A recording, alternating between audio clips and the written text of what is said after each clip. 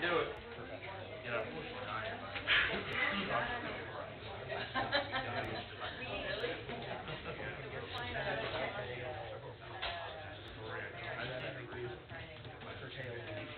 Yeah. Well,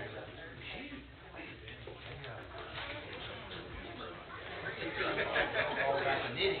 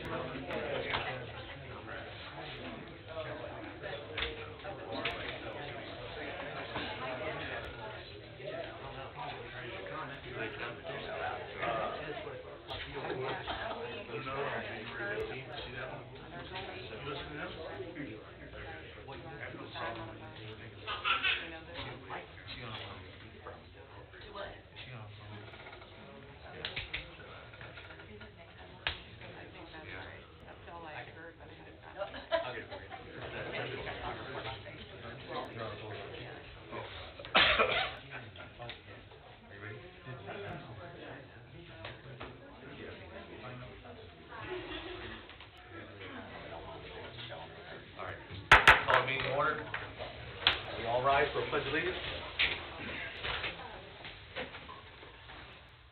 Pledge allegiance to the flag of the United States of America and to the republic for which it stands, one nation, under God, indivisible, with liberty and justice for all.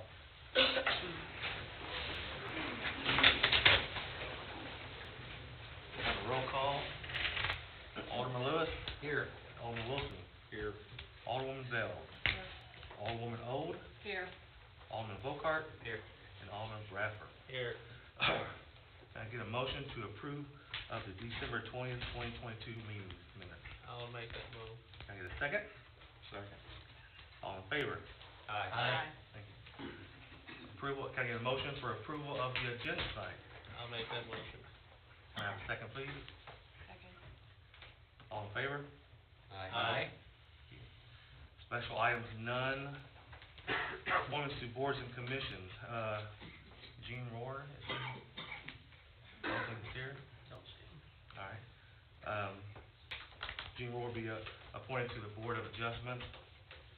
He's not here tonight, so can I get a motion to approve the appointment of Gene Rohr to the Board of Adjustment? I'll make that motion. We have a second? Second. Alderman Bradford. Aye. Alderman Volkart. Aye. Alderwoman Old. Aye. Alderwoman Bell. Aye.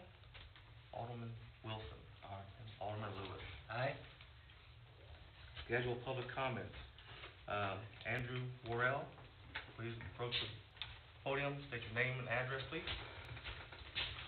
Good evening, Andrew Worrell, 1117 Mountain Drive. Thank you for having me. Before you begin, Andrew, we are going to limit conversation for 4 minutes.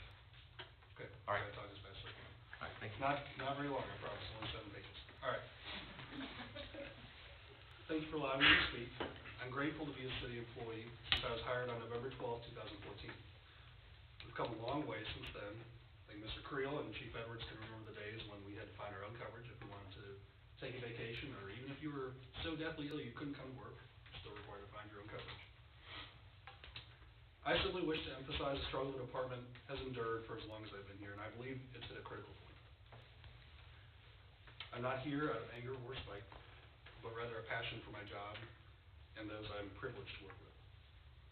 Several weeks ago, work became such a disruption to my family that my wife suggested I start looking for other employment. She stopped just short of demanding I leave the department, perhaps because she knows how passionate I am about serving this community and helping Mrs. Smith. She is well aware of the expectations the department has of me as a supervisor, but was clear that the excessive toll on our family could not continue indefinitely. I'm nothing short of heartbroken being in the position of having to consider resigning. But I hope you can appreciate my unwillingness to jeopardize my family or my marriage for any job. As a friend recently said, you can't eat soup with a fork. But that's what we've been doing, and I know I'm exhausted. It's nearly impossible to recruit an inexperienced officer out of an academy. We don't pay as well as other agencies. We don't pay for their academy like other agencies. We We don't offer the variety and number of calls for services like other agencies. We can't offer special opportunities like others.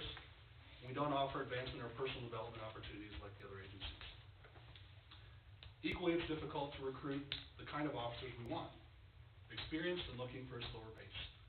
These officers value culture over paying some of the other benefits, but only to a point. Sure, we can pay more than the starting wage of $18.57 per hour, but so can the other agencies that they are looking at. The pay gap remains. Kyle and Gabe have been working diligently and are working diligently to address this. I don't think anyone expects us to get close to our competitors, but I believe we have to be closer than where we are now to achieve success. One of the driving forces behind the success we've had in recruiting officers lately has been our culture. Perhaps Gabe's biggest accomplishment, in my opinion, has been cultivating an environment of people who are driven, passionate, and experienced. That very culture is threatened by our inability to fund the department's basic needs now. Please don't be fooled. Police staff have for years put blood, sweat, and tears into making the department great, sometimes physically, with your hands making it great. Much of this has come off the clock at personal expense of staff. As a personal example, I have spent thousands of dollars of my own money on things the department can't afford. Things like uniform pants, flashlights, and scheduling software. I'm also wearing an expired, personally owned ballistic vest because I know another officer will need one in just 2 months, and the department can't really afford to buy a couple new ones. I don't share this information to gain sympathy or a pat on the back, but rather to expose how critical our situation is. Please consider the kind of person it takes to continue this mission and what we have to offer to get them on our team. Hopefully this information is helpful. And on a positive note, I want to emphasize that I do not want to leave APD, and I hope we can find a solution to move forward together.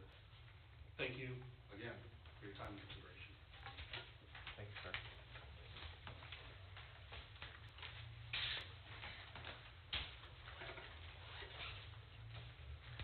Public hearing, see none. Introductions and first readings. Reserved for possibility actions resulting from workshop discussion. Council Bill number 2022-033, an ordinance imposing a street impact fee on all construction in the city of Ashland. Can I get a motion to postpone indefinitely? So moved. Can I get a second? I'll second. Alderman Lewis. Aye. Alderman Wilson. Aye. Alderman Bell. Aye. Alderman Old. Aye. Alderman Volkart. Aye. And Alderman Bradford. Aye. Council Bill number 2023-001, an ordinance of the City of Ashland, Missouri imposing a local sales tax for general revenue purpose at the rate of 1% pursuant to the authority granted by Chapter 94, Section 510 of the revised statute of Missouri, and providing for substitution of the proposal to the qualified voters of the city for approval at an election to be held on April the 4th of 2023. Staff report, please. So again, this is just kind of on here knowing that we were going to have a workshop and discussion tonight. We made some substantial progress during the workshop. If there's a desire to have further discussion around this topic tonight, that's why we had it on the agenda. If not, give us some marching orders. We'll go back and clean up the ordinance, bring it back next meeting. We will have to have 2 readings next meeting. It's obviously not in the final form as of this second. We've got some notes from the discussion. It's here if you would like to have further discussion. You don't necessarily need to take action on it tonight. I would advise the board, I will be unable to attend the next board meeting on the 17th. The deadline to get it on the April ballot, I believe, is January 25th. It might be the 26th. I think it's the 25th. So if the board were inclined to do it, you need to pass it at the next meeting or have a special meeting. In terms of anything that I can do to assist, it's just missing that one day. I'm required elsewhere. But right up until the day before, if you all want to change or something, the major details would be, right now it's a 0.5%. You can go up to a 4%, so there's that option. And then a limitation clause. I think from the workshop, it's plain that police and roads as written, Stephanie's made some good arguments about limiting it. If you all want to flesh that out or have strong feelings, those would be the details that we would need ironed out. The number and what kind of ballot language. Right now, it's and even as it's currently stands, we need to fiddle with it, but it's the bold language of the ballot measure itself that we're talking about. Things like a 50-50 split, things like will be used only for such and such purpose, that sort of thing. So I guess what would be helpful so that we can produce an appropriate draft that reflects your intentions, maybe some further discussion tonight on what rate to set it at. I think we've heard enough about 50-50 split and what those limitations would be looking like from board comments, so we can probably draft something and send it out for review. But the rate's probably the most important thing to get hammered out prior to the next meeting. I leave it to your political judgment. Most cities just get the full 1%. Stacking is very common. It's the most you can have, the 2%. Of course, you should pass, I'm sure, if it's less. You gave us a estimate of the additional tax, which was of a half cent. Ezra at 250. Yeah, so for a half cent, you're in the realm of 210 to 230. So a full cent. Okay, and And you, the half cent is the half cent increase. We're currently at a half, that's why this says 1%. So this is not a 1% increase. It's We're a currently, half cent we're currently increase. at one. We're currently at one. This was written as a solid 1 increase. You can go anywhere between 0 and 1 for that increase. We're currently at a 1 cent sales tax on and the general. the way that it's drafted though, we would be going to 1.5, right? You would become 1.5. Your Yeah. existing one would be up by half, right? Yeah, and that would generate 210 to 250. That Now, additional half cent. Yes. Earlier you said that the scooters and the Taco Bell would generate, Maybe each of them another $20-some thousand. but that's under the existing tax. So if we add an additional half, then we're looking at 40 to 50. So if we take the 40 and 50 and add it to that, then we're looking at 250 to 250 to 270, something like that, on a half Ballpark, cent. yeah. Okay, because I think that was something that was missing, was we were not adding in also the addition of those 2 new restaurants. So, I think I would not vote for anything over a half. The other question I would have, and I know you said we're fine on the percentages, if people have worries about the flexibility, I guess my question would be, is there a way to write in there that rather than just a 50-50 split, something that in any year, neither one would get less than 40%, right? So you could it would be a sliding scale that you would have to commit at least 40, but that, in 1 year you could do 60-40 if you had to. If I know of no legal reason why you couldn't do that, if that makes it more palatable, that's fine. I'd like to see that just because I think they're both equally important, and I think different people would prioritize them differently, and I think dedicating enough to each, but that still addresses an issue where we have some major issue in 1 year where one needs more than the other. That's a good idea. Is anybody else, it's a deal breaker over a half cent? And I don't mean to put Stephanie on the spot, but just for the sake of moving this forward. Are you saying, is over a half cent a deal breaker? Yeah, No. I think it should be over a half cent. okay. So if I could figure out if it's 1 or half, that'd be good. Or 3/4. Or- I just feel like that, I honestly, no offense, but you know how I just say stuff sometimes, but I just feel like if it's not a percent, like we're not doing our job, right? That's just how I personally feel. If people are against it, they're against it, but just knowing what we know about the streets issues and knowing what we know about the law enforcement issues, I personally think that anything less than 1% is halfway doing it, in my opinion. That's just. You almost said it. I hear you loud and clear. Anybody On the else record. have a strong view? 1%.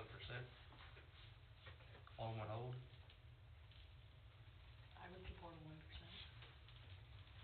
Alderman Wilson? 1%. And Alderman Lewis? I would say 3/4 to 1. All right. Can I ask a question then? Yeah. What is our current income from local sales tax is about 400?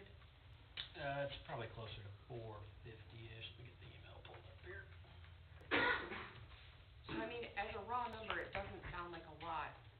we're, I mean, doubling our sales tax revenue, almost. Correct. Yeah, no, I mean, that is, so, I mean, and that's the same deal, is that, you know, I mean, I'm afraid my daughter's gonna be elected alderwoman in 30 years, and we're gonna still be trying to get money for the city. I mean, again, no offense, but like the population of Ashland has tripled in 20 years. So even though doubling our sales tax revenue, like, sounds really, you know, I mean, like, if my salary doubled, I'd be freaking excited, right? But when you think about how far behind we are in things, again, I just feel like if we wouldn't be doing justice to what we have been elected to do if we don't get the 1%, I mean, double the sales tax. It's not lining anybody's pocket, it's going to the things the city absolutely needs. And the problem is that sales tax is always associated with tax, and people don't like tax. But if you went door to door and asked probably every single person in this city, if there's a way to improve the roads or law enforcement or both, would you do it? Without telling them what it was, the majority, 90% of them would say abso-freaking-lutely. The roads are terrible, we want proper staffing, we want our law enforcement officials properly compensated. It's just the stigma of tax that's the only reason that makes it not popular. I mean, to me, it just makes sense. So I would say, respond with two things, just in that, I get that it's good for the city to have more money, but I would say, you know, also, you know, I have to go to sleep at night knowing the burden that people have had over the last year with inflation and with federal government stuff and state government stuff, and while, you know, the state's given some people a break, people are hurting right now, and so I think to pile a tax on citizens' backs, it's a hard pill to swallow, and so I think going up to a half cent kind of meets folks in the middle. We're still getting our revenue, but we're not just taking the max right now when we know people are struggling. And again, we would be the highest, if not one of the highest, if not the highest city in the entire mid-Missouri area with a 1%, for sure. We'd be over 10, right? Or right at 10. Correct. Well, And so, that would be point number one. And then I would say point number two would be, if we're really concerned about our sales tax revenue, I think we would be better served to come together as a community and encourage people to shop local. And I think, like, I mean, I know people who only do Hy-Vee grocery pickup in Columbia. I know people who only do Aldi. I know, you know, so not encouraging people to make the decision themselves, but, like, I will run on empty to get to an Ashland gas station before I will fill up anywhere else, because I know, you know, I want the money to be here. And I don't think we do a good enough job of encouraging folks, hey, you know, if you do gluten-free like me, you can go to Mosher's and get your gluten-free stuff, do it. If you're gonna, you know, go eat out, let's eat out in Ashland. And I think a campaign to encourage people to really shop and eat local so their sales tax dollars stay here is needed and would bump our revenue, and without forcing people to pay a higher rate. Let them contribute to the community, but we aren't selling ourselves, and we aren't telling people, hey, if you want better roads, eat here, eat out. Don't take your dollars to Columbia, don't take them to Jeff City, and I think we can do a much better job of that, so. I get it. I mean, I 100% get it. Like, I don't necessarily think you're wrong. Again, I just feel like, I feel like this is what we're supposed to do. I mean, period. Like, I just feel like this is our job. If we don't try to maximize it, and again, that's something that the general public doesn't always necessarily understand, but, and I won't get too far off track, but they will pay $2,000 a year to the school district without batting an eye or asking where that money goes, or asking why our teachers don't get paid enough that they're leaving the school district. But there's this stigma where if the city tried to fix a pothole, we're greedy. And that's not cool with me, right? So my opinion is, I don't think you're wrong. I just think what we are elected to do is to do what's best for the city, and not saying these people in this room, I'm saying the city of Ashland. And if we want to provide the appropriate law enforcement, if we want to provide the best streets, the sidewalks, the crosswalks that, Sarah, that we're trying to get done, I mean, there's only one way to do it, I think. What I think I will do for the sake of putting the board in a position, and it's a Word document, you can always change it. I'll write a 1% ballot language with a 40% minimum to each side. You give yourself 20% flexibility, but neither side gets shafted on a particular year. It'll be a Word document, you all can change it, but I'll try, the ballot measure language needs to be shorter, I'll do that, and that's what I'll have ready for your next meeting. When we're talking, you know, I agree with what you're saying, Nathan, but I want this to pass also. So is a 1% too excessive to the public? You know, it's, if you look at, I'm not the smartest person in the world, but when I go and vote on something, well, a half cent doesn't sound that unreasonable. You know, it's a fraction, so 3/4 of a percent, that's not much of a difference either. You know, so, but a whole percent raise, you know, in the minds of the voting public, would that make a difference?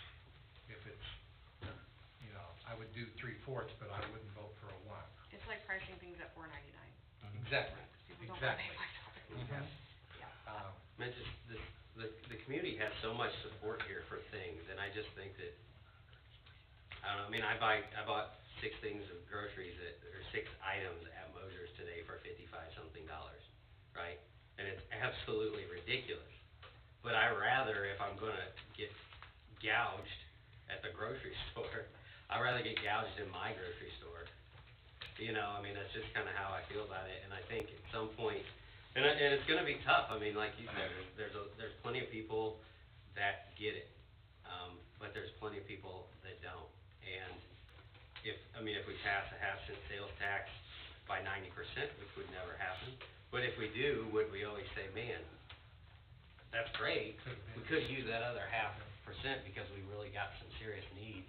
I mean, I just think we've gotta do what is correct. And if people say, I'm out, then they're out. And then when there's issues, we have to say, we tried. And this is, following the manual, the critical need for a cohesive political effort. That flyer that says, we're gonna raise this amount of money, and we're gonna spend it on this stuff. You know, very to the point, very simple, very direct. Your sales pitch for shopping local goes very nicely with that. This is how we make a better Ashland. Shop local, we'll spend the tax money making the potholes go away. I mean, that's the deal.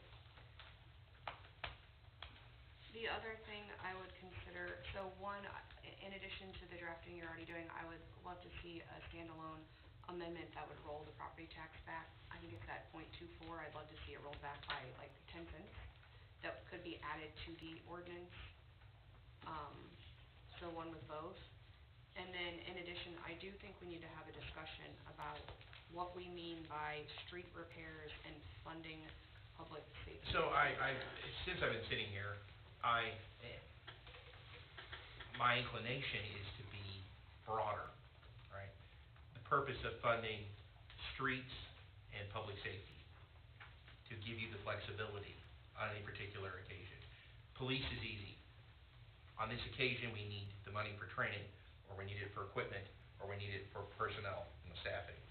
That kind of flexibility is hard to project, hard to predict, right? On the other hand, you can say we want the funding of street repairs, to be, you can be specific if you wish. The general consensus, though, is to make the ballot language as short as possible, easier to read. But I don't think it's not illegal to put those kind of limitations, whatever language you feel more comfortable with. Yeah, and I guess my point is, we've heard concerns of the police department, and if we're gonna put this on the backs of the citizens, then I wanna know what we're doing. I wanna commit ourselves to fixing their problem, right? And so, not saying anything about our current police department, but say everyone there left and we get some crazy people in there, right? If we vote this in and we give them $100,000 and it just says this, then guess what? Our police chief gets a $100,000 raise, and I'm not saying that, but that would not violate the ballot. That would not violate the ballot measure because it says funding for public safety. So if we need still have to come back to you for a budget approval. Right. so. I get that, but, you know, it wouldn't necessarily violate that. If we decide to just give everyone in the department across the board raises, you know, I don't disagree that we need to give people raises, but that doesn't solve the problem of getting an extra officer. And there are people who would have opinions about what that means. And so if we have a problem, we should be specific about solving it, because I think there are people out there who have very different opinions. And I think if, you know, we raise $200,000 and we still don't have full-time staff, there's going to be some angry constituents. What language would something like for public safety, staffing and equipment? Or, I mean, does it need to be more specific? Well, I don't know what, I mean, that's, I think we need to hear. Staffing, training, and equipment. Yeah. So the language that I've seen in these ballot measures frequently is, if you, beyond just public safety, if you wanna be more specific, limitations for equipment, training, and staffing. And so, for instance, you can't use it to build a better police station. There are disagreements about where problems are. Staffing would be a problem for every police agency in the world. That is not going away. If you were inclined to pick something, I think that a very safe bet would be staffing and personnel. That's not to say that equipment is not a huge problem. That's not to say that training isn't a huge deal. But I suppose among the three, I would think the most politically attractive and the most certain to be a present problem would be staffing. Yeah. Well, and I mean, more than like us talking, that I think a discussion with the police and a discussion with James about, you know, if you had to limit to these categories within public works, like, you know, what are the things that you need the money for? And let's put it in there to make sure we know it's going to, you know, what everyone in this room wants it to go to, because, you know, we might not be here in 2 years, that funding stream's gonna still be there, and I know we don't always wanna limit it, but I think we owe it to the citizens, and I think that's why we've had failed past measures, because it's been a blank check. So I wanna make sure we get specific enough that we're using the money to address the problems that people have come to us and said tonight that they have. We wanna So get there. these discussions internally with staff have been going on for quite some time, so they may not be in a position tonight to fully articulate their needs, but they have a list. And obviously, as a result of discussion tonight, we'll be circling back to these tomorrow at the staff level, and they will be able to certainly articulate what their most dire needs are. And I know I I kinda mentioned agree it. with the thought of putting more specifics in there, but I think we also need to be careful that we don't limit it to so specifically that 4 or 5 years down the road, when needs change, that it can't be adapted, that those needs would fall outside of what we've limited it to. I mean, just as an example, the current language stipulated only street repairs. While we do have a need there, we also, as I said earlier, have a very limited stream of money coming in to pay salaries, so we're closely approaching the point where we're no longer gonna be able to give raises or hire more street staff, so limiting it to only street repairs, it's not detrimental today, but it could be detrimental in. So for instance, right this very second, shall the municipality of Ashland, Missouri impose a city sales tax of 1% for the purpose of funding the street department and funding public safety staff? It doesn't have your 40% thing, I need to do that still. So that gives, street department is pretty broad, limits the police to more troops on the ground. The 40% thing is clever. Yeah, I think I just need to see it in writing, but you see this often come up in other communities, like, the most recent examples I've seen is like, people pass a tourism tax, then like Jeff City wants a conference center, is a conference center a tourism tax? If you're a citizen who voted for a tourism tax, are you mad that now they're using your money to privately fund a conference center? Same for like their sports tourism, they want soccer fields, is the soccer field tourism, right? So these are the fights that we see people having now, that you have to be really careful up front in saying, you know, what does that mean to the average citizen? Is that something they can support? And how might it be used later by a rogue city council to fund something that the citizens never wanted in the first place? So, what, like I said, we're gonna revisit this at staff level in the morning, and what I kind of propose to do is get them to weigh in on this, and we'll draft what they feel is their dire needs and appropriate without overly limiting their flexibility in the future, and we'll kind of send that out for review and comment. One thing I would like to do for your offset, I think I will prepare two versions of the ballot, like, you probably could have it as a note, but it's, I think, tidier. So, here's one that's 1.5%, everything's the same except it has the offset, and then one that's identical except missing that. Based on that line of thinking, do we want it to say public safety, or do we want it to say police? Because, I mean, technically, public safety could be fire department, it could be a stop sign, if we thought it made it safer. You know what I mean? I mean, again, if we're getting, I know we may not have to get too far down in the details, but No, you're along right. I with kinda mean, what in you're other saying. communities, people pass a parks tax, and suddenly the city's looking at this big parks fund, and they're like, you know what, we have some trees in the city parking lot, and trees are parks and forestry, so we're gonna, anytime we chop down a tree, we're gonna take that from the park. I see this a lot, and so it does, Kyle's laughing because he knows I'm right. I And mean, so, we've blatantly seen it with the park and stormwater tax, that you're not gonna keep everybody happy yeah, you every won't year. keep everybody happy, but I think we just have to be really mindful, and even, hadn't thought about that, but yeah, I mean, we need to be really careful about. Forgive me, my default is, again, give city flexibility. If you all want it to say police officers, that's no problem. And it might be going back and looking at the city code and seeing how it defines certain offices and other, I mean, and, if and you really we- wanted We to don't, get, it to help doesn't chief have out, a fire department, that is its own separate entity, so public safety from a city standpoint for Ashland is the police department. Yeah, to use the RISMO vocabulary, and the staffing of peace officers for the Ashland Police Department. that's gonna confuse people. Let's look at the city code Like and why see what language the city code. Todd, I have a question too. Sure. When we're looking at the actual wording, Mm-hmm. did you say we're already at 1%? Yes, sir. Okay, is the word increase missing? The way I read this, we're actually lowering it. Uh-oh.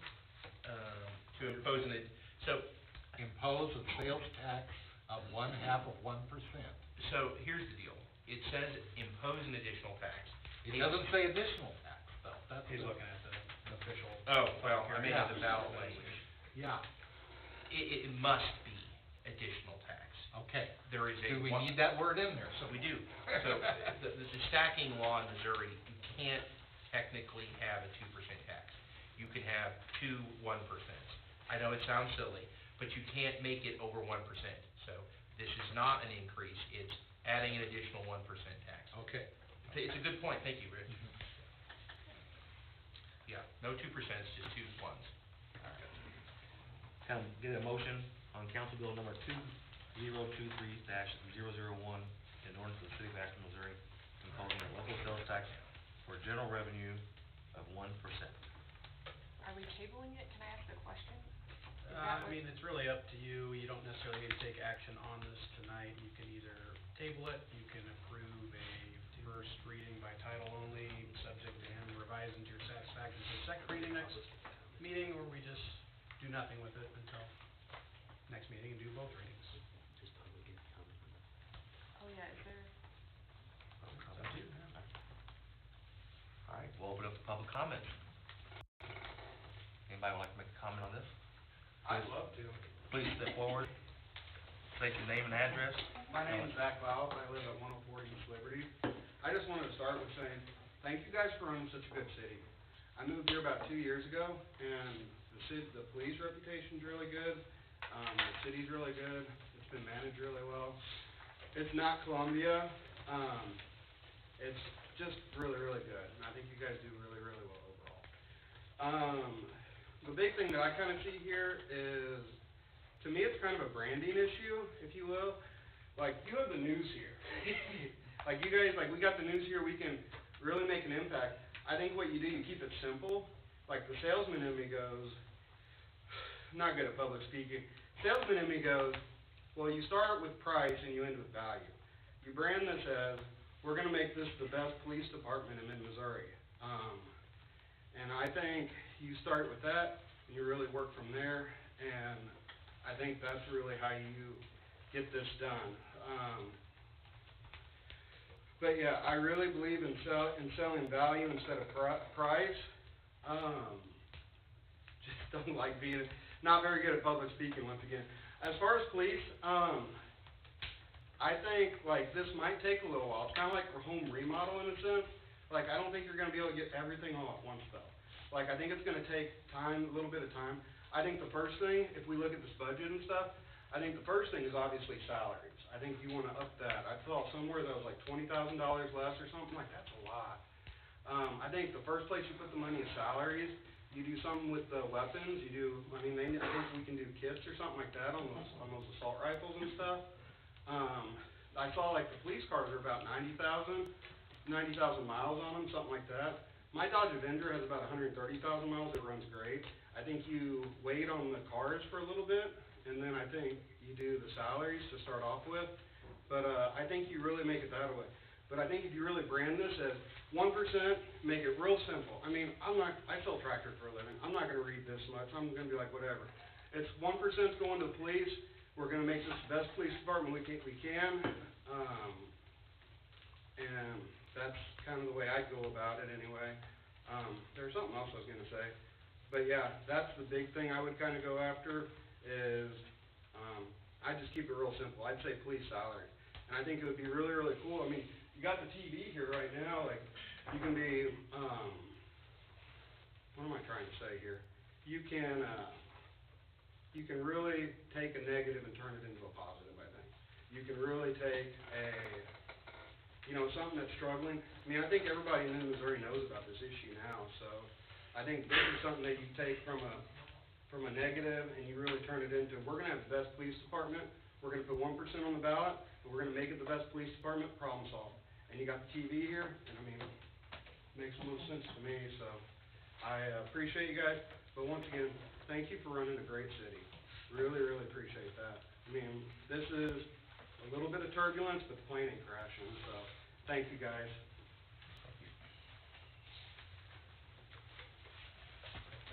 Not that anyone doesn't already know me, but I'm also the president of your Police Officers Association. First of all, the Police Officers Association wanted to publicly say thank you. Between all of us, we have like 100 years worth of experience. We've worked in a lot of cities. I have never sat in a police chief's office and voiced my concerns out loud. I've never been to a city manager's house and voiced my concerns out loud as an APOA president, and I've never had direct feedback from board members about their feelings and support for us. Like, I've seen a paper resolution, and that's real neat, but to hear board members openly talk about how they support the police in our growth is fantastic. The other thing we wanted to say was, everybody's got opinion about where the money should go. I think collectively the officers have talked about, well, salaries are important. What's more important to my family than how much I get paid is making sure I come home, and they'd much rather see me not work by myself on day shift and have another officer with me.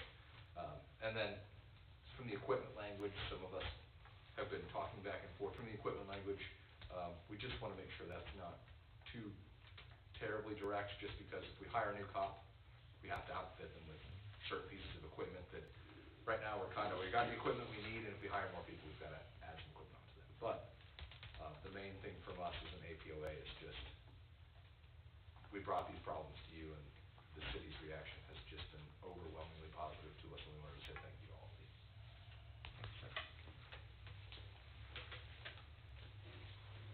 Anybody else?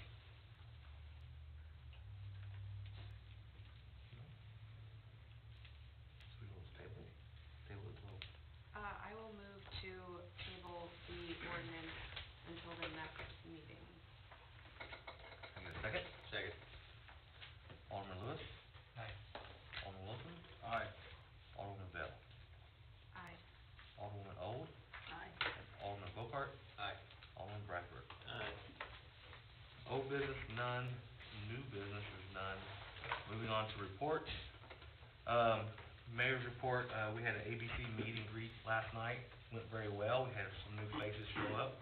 The ABC is gonna start having their meetings at night, so that's a positive thing there. And then, if we could get a hold of MoDOT about the pothole in front of Oak and Broadway. Reached out to him a couple different times about it. Alright, and then while we're talking to them, can we talk about restriping that? Yeah, that was also brought up. Alright, thanks, sir. City Administrator report. Few things, so, Most of you probably saw we had some trash issues over the weekend. This actually started last week with the addition of the third holiday dumpster. Initially, Republic, for whatever reason, delivered a closed top after we had confirmed that it would be an open top for trash, so that caused some issues. It ended up with a county brown dumpster full of trash. As a result of that, the county is gonna charge us to dump that one. Not a big issue at the end of the day, but it just kinda highlighted some of the issues we're seeing down at the recycling center. Went down there yesterday morning, and it was more or less a disaster, so I spent a good portion of yesterday morning down there helping clean it up, pulling stuff off the open top to break down boxes and whatnot. So, you know, as part of that, we're gonna sit down, staff level, to discuss how we do better down there with that recycling yard. It's been a problematic issue for some time. I know in the past, the city has issued citations, and that really hasn't curbed behavior. So, looking at new signage, looking at ways to improve the signage around the lot, looking at ways that we can put out some public information to help educate people on the appropriate uses of that lot. And we'll kinda start there, and if we have to circle back to citations, that's ultimately the direction we'll go. But, you know, it's unfortunately, it's getting abused fairly regularly. And we've all seen it. We've all been down there and seen that it's been a disaster at times. We've all been down there trying to dump stuff and seen that the bins are full. They do empty them regularly and frequently. You show up the first thing in the morning and it's full. You probably come back over the lunch hour and it's gonna be empty. Some of us don't have the opportunity to do so, but for those that can, stop back within a couple hours, it's gonna be empty and ready for you. So, we'll continue to work through that issue and figure out ways to improve that and make sure we're not having undue and unnecessary costs associated with that facility down there. In addition to that, I know I sent out a potential survey to the board last week about our yard waste program and how we're utilizing that program. So, received a little feedback from some of you, but by all means, give me some feedback. I'd like to potentially publish that survey, since we do need to contemplate that program as we enter the budget cycle. That's a contract that's renewed annually, so we need to determine if it's a successful program and worth continuing. Other than that, I don't have anything else to report at this time. Have we thought about publishing the names of the people who get the recycling lot on Facebook? You know, we've got plenty of folks, some that are in this room that like to go down there and take pictures of it. I'll leave it to them to bash the public. I did take pictures of the offenders yesterday. I'm gonna send them letters tomorrow, just as a friendly reminder that they're breaking the law, and please refrain from doing so in the future. When is our contract up where we might be able to select curbside recycling? So we can do that at any time. I've approached Republic about getting some cost estimates there. Once I have some cost estimates, we can revisit the subject, but Republic is please. willing to consider that at any time. Yes, please. City Attorney's report. Very briefly, the General Assembly's first day is tomorrow, and so one of the things that we do is keep track of bills that we think will impact cities. As the session moves forward, I'll be giving you updates on things that are of interest to Ashland. And as I already said, just to make sure, I unfortunately will not be here at the next staff meeting, which should, if anything, shorten your meeting.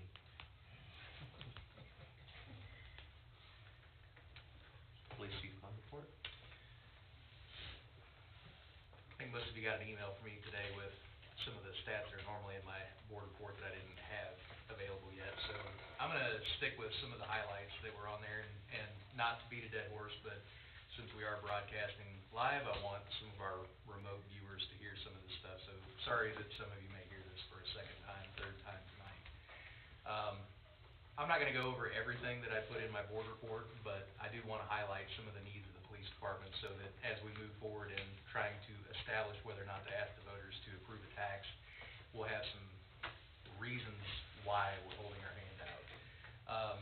We've talked about staffing tonight. The reason that we need 2 officers per shift is so that if somebody takes off because they need vacation time, they need a mental health day, they need to have some sort of surgery, or they're sick, it doesn't make us scramble to try and find coverage for that. By having 2 officers on every shift, it automatically gives us the ability to have that shift still covered without upsetting somebody's life. 2 officers per shift also ensures that officers have backup right there. I mean, violent calls are not extremely common in Ashland, but they're not uncommon. And right now, our backup is the Boone County Sheriff's Office, primarily, sometimes the Highway Patrol. I'm in no way, shape, or form shorting those other agencies, but Boone County Sheriff's Office, has a large geographical area of responsibility, and they also have vacancies in their patrol staff, so their response time is sometimes delayed, which increases our response time, and having two officers would fix that automatically. Plus, it also enables us to help them, return the favor to them. And I also wanna go on public record to say that BCSO is always happy to help, and we're greatly appreciative of their help. I've heard people ask the question, do we have a crime problem in Ashland? The answer is largely no. But in order for us to maintain low crime rates, we must grow faster than the city to keep those rates low.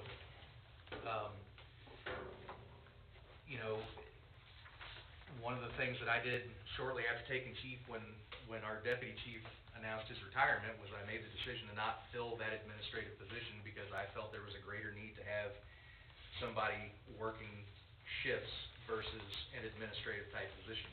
That's put myself and Andrew in quite a bit of a bind. I'm not asking for somebody to replace that deputy chief. I'm still wanting to supplement patrol over everything else because that's a need and not a want. That's something that we need to do before we grow out into having more detectives or any detectives for that matter, or more administrators. If we don't do this, and I think most of you guys pointed this out, if we don't continue our growth, catching up is gonna be a nightmare, whether it's for us, or for James, or for the sewer department, or the water department. People I think a lot of times don't think about cops not being there, because they oftentimes see a police officer, whether it's sitting out on the highway, or riding through the neighborhood, or driving down Broadway. They know that cops are there, they just don't know that the amount of work that we put into making sure that there's always a cop there. We've heard suggestions in the past that we go out and seek volunteers. When I wrote this, I had a certain spirit behind this message in my mind, and later realized after I hit send that they had painted the wrong picture. We have some very valuable part-time staff that are paid part-time staff, and that's just not what I'm talking about. When I got into law enforcement, and I think Dave can appreciate the same feeling, it was very common for police departments to be supplemented by volunteer staff. That is a dying thing of the past. It is nearly impossible to find a qualified, suitable candidate that's willing to put their life on the line for free. You're talking about reserves, right? Reserve, free, paid, or unpaid volunteer cops that you're willing to trust with a loaded weapon are getting few and far between. So that unfortunately is not something that we can expect to rely on moving forward. Equipment. A gentleman earlier mentioned patrol rifles. That's one of the things that for some reason, despite having a couple of years of it being in our budget, that we've struggled to actually provide to each of our officers. We have a large school district here, and one of the scariest things for us is to think about having to respond to some sort of active assailant event and have to do so with a pistol. We need overwhelming firepower in that situation so that we can bring that situation to a close quickly. Without going into a whole lot of detail here, just at risk, to keep this as short as I possibly can, we're looking, I don't wanna call them, they're not top of the line, but they're certainly not built in your basement, low budget rifles. And we would get a trade value for whatever we currently have, so that we can have everybody with the same type of equipment across the board in terms of rifles. Andrew mentioned body armor early. Body armor has gotten extremely expensive over the years. Found out just a little while ago that our body armor vendor went down $11 in cost this year, yay us. But nevertheless, a vest is roughly $2,000, and they last for 5 years, so that's something we need a couple of. Training, you can have a staff of 8,000 cops that are not gonna really do the community any good if we don't train them. And I'm not talking about just post-required training that we have to have every year to keep our license current. We need to invest in our employees and, you know, work on their professional development. We've got instructors within the department now, but they have to keep those instructor ratings current. And as we grow, we're gonna need to have more instructors. Plus, there's things like, I have put off going to any kind of leadership training for the past several years because I've wanted to try and meet the training needs of individual officers versus taking care of myself. That's something we need to fix. Police vehicles, I think most people, nowadays have driven or do drive a vehicle with more than 100,000 miles on it. Very commonplace, especially with vehicle market being what it is today. It's nothing to go to a car lot and pay $16,000, $20,000 for a car with 140,000 miles on it. For a vehicle that you drive back and forth to work every day, that's no big deal. When we're talking about a police car that commonly runs around the clock, 100,000 miles, they become unreliable. The first year that I was the chief of police here, we had several 100,000 mile plus cars in our fleet, and we spent $27,000 that year keeping those vehicles alive. That is why we have to replace them at sooner intervals. None of the things that we're asking for here, we're not asking for helicopters or laser guns or anything crazy. We're asking for very basic things to provide what we feel like is a high level of service to our community that we all love and appreciate. So, those are simply the highlights. I'm not sorry that you heard it for the third or fourth time tonight, but I just want to make sure that everybody understands that we're not asking for the world. We're just asking for some very basic things to include equipment and people, and a safe ride there. Can I ask a question? Absolutely. You mentioned that we've had budget for rifles the last couple of years, but it's never materialized. What's led to that? There's been some unexpected expenses that came up. I don't know that I have the exact answer to everything that's kept that from happening.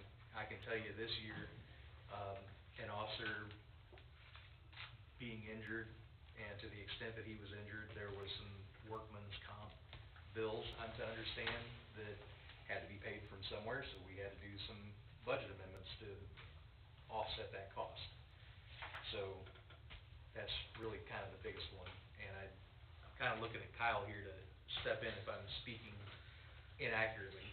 Yes, I mean, this year, as Gabe alluded to, we've had some unexpected costs in the police department. We're also, due to the vacancies, kind of struggling on the overtime budget naturally, so that's really hurting their bottom line. Gabe had a few equipment purchases that rolled over between fiscal years, so right off the bat, he had some unexpected invoices that he had to pay out of this fiscal year as opposed to last, so. Not to say that he's not gonna get them this year, it's just, we had to delay the purchase. I can't really speak for last year. Gabe did have some money in the budget last year, we probably could've got it done, but a lot of staffing change over at the end of the fiscal year, so no one's really here to point that out to him. The one thing I'll recommend for equipment is, I know that when it comes to law enforcement equipment, there's an expiration date for it, like firearms, body armor, uniforms. And if you put that stuff on a replacement schedule, then you know, if you get a vest today, 5 years from now, we gotta replace that, so then you can start preparing to come up with the monies to replace that. And it also helps in that you're not replacing, 10 patrol rifles all at once, you're replacing 2. Sure. So you space it out, and it makes it a little bit better when the budget's tight to do that. I kinda gave what I'll loosely refer to as a crash course in our needs. I agree with you, and that's actually something that we've tried to implement. And for one reason or another, like when we bought the 4 police cars that we just bought a couple of years ago, we sold the idea to city administration and then Board of Aldermen that hey, the idea is here, we'd like to cycle these cars out at 60,000 miles at 5 years of age so that we're not replacing, and we're trying to stagger when that happens so that it's not such a big burden all at one time. Vest, we try to plan for that, and unfortunately with the occasional staff turnover, we've ended up having to spend that money to outfit a new officer, and so where this guy, you know, we might have been planning to replace this person's vest this year, we had to hire a new guy, so, and none of the vests that we had would actually fit that person. So stuff like that is what has kept us from being successful on a shoestring budget so far. So, we're trying, so. And this is more to educate myself, the budget, because I still got a lot to learn. As do I. Can you have reserved funds for those type of situations when you, like, you're, all of a sudden you gotta equip an officer? Yeah, so I mean, that's something as Gabe just alluded to, he's learning every day. I'm beating him over the head every day. Putting more of the financial accountability for his department in his hands than ever been in the chief's hands before, so.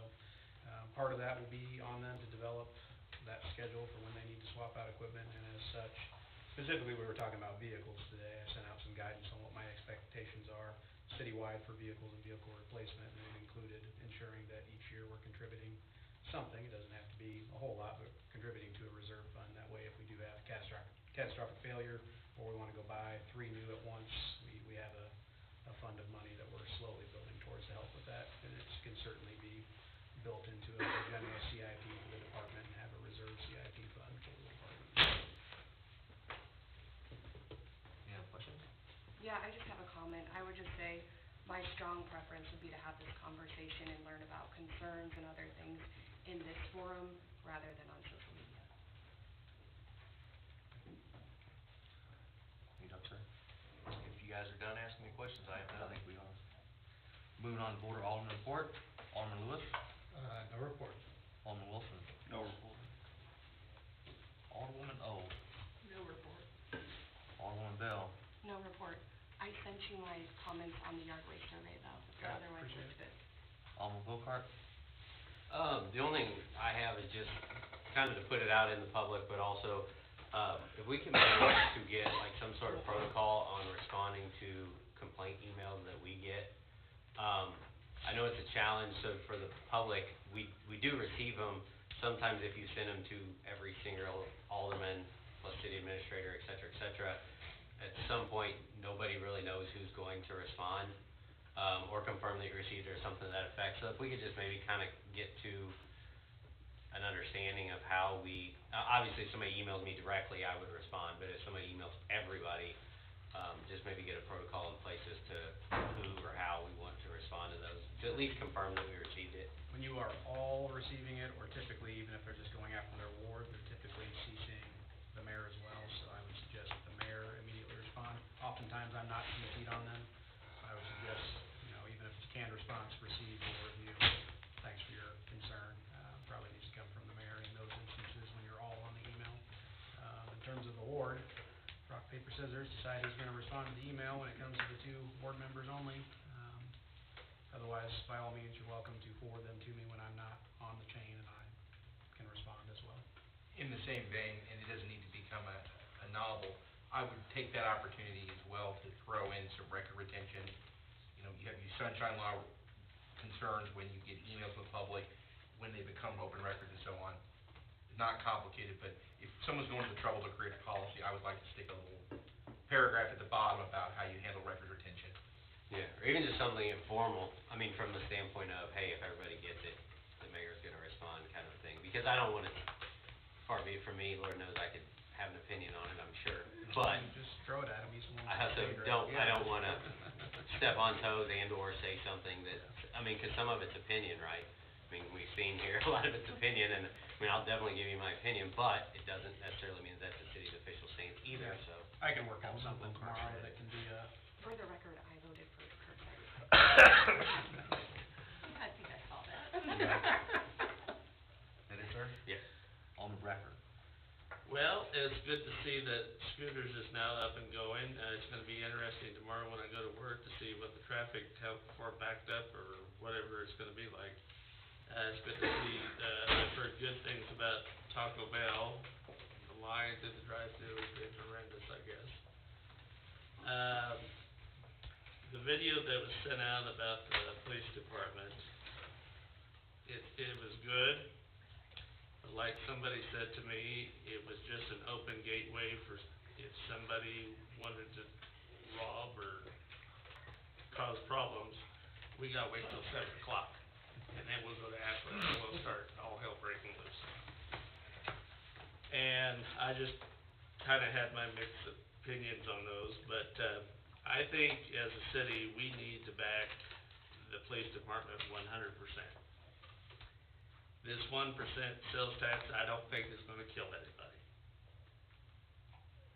They're either gonna go out of town or stay in town, and the response to Stephanie's, well, we need to shop local, well, that's fine, but first we've gotta get the stores in here to do that. The city limits have expanded. If it ever explodes out there where Amazon is and they start really building, and we haven't fixed this problem with the department, for the police department, oh God, fear us. Because one officer cannot do a whole shift by themselves. Because if one thing happens from one end of the town, and something breaks loose at the other end of the town, what's gonna happen? So the city really needs to think about this sales tax, about how bad they want this police department to run efficiently. Because they desperately need the people hired and trained. The ones we have so much experience and education that they could go anywhere they wanted for more money. And there's nothing to say that wouldn't stop them. So, there shouldn't be any squabble over this 1% sales tax at all. And that's my report. Thanks, sir. General comments from the public? See none? Can I get a motion to adjourn? Can I ask- I'm sorry. Can I ask that one more question? Yes. I had asked you guys to look at curbside recycling, but for the people who are getting cited, is it city residents or county residents who are dumping all over the ground? It was a mixed bag this weekend. Okay, because my point is, if we have curbside recycling, it would only be for city residents, right? So, if it was all county people, then it wouldn't help. So, if it is Well, then mixed, if we were to go curbside, the board would need to determine, are we still keeping the bulk? Are we keeping the county's bulk? Because if not, then the I've proper heard order. rumors that the county has been talking about shutting that program down. So that may go away at some point. all right. So Well- for now, I would still then, I didn't wanna send you down a hole if it wasn't gonna, but for now, I'd like to at least know what the price would be to do curbside. That'd be Now, great. what about the people who live in apartments that don't do curbside, that have dumpsters? I mean, that's something that'll be addressed by Republic in their service agreements when they put them in place. Because, right now, where I live in the apartment, we don't have room to do recycling. So we get charged for the dumpsters, and we don't even use them. So what would be the point of having curbside service and being charged for it if I'm not using it?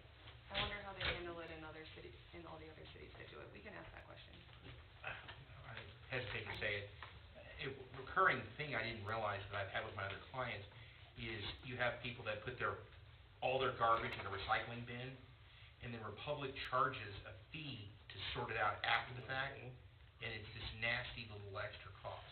You know, some jerk shows up and just indiscriminately puts all this stuff in there, which I didn't even realize was an issue, turns out it is.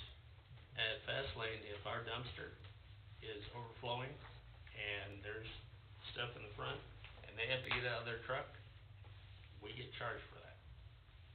All right, motion to adjourn. Sorry for getting us off. Can I get a second? Second. All in favor? Aye. Aye.